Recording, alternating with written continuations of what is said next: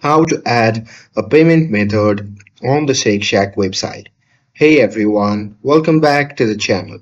So if you want to save time at checkout, well, let's add a payment method on the Shake Shack website.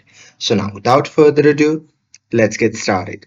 So first thing first, open any web browser, and now here once inside, you can then just click on the search bar and simply search for Shake Shack.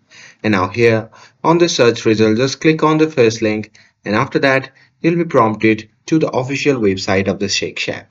Now here you simply have to sign in with your account, and once logged in, you just need to click on your profile icon in the top right corner and then select payment method, and there you'll see your any saved cards.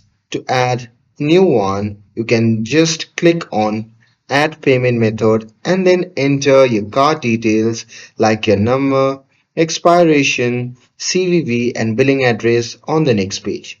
And once you're done entering it, you simply have to double check your info and then save it. And once you do it, your card will now show up as an option whenever you place an order on the SegShack website.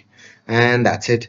With this, if you found this video helpful, then don't forget to like, share, and subscribe to get updated for more videos. Thanks for watching, and I'll see you in the next video.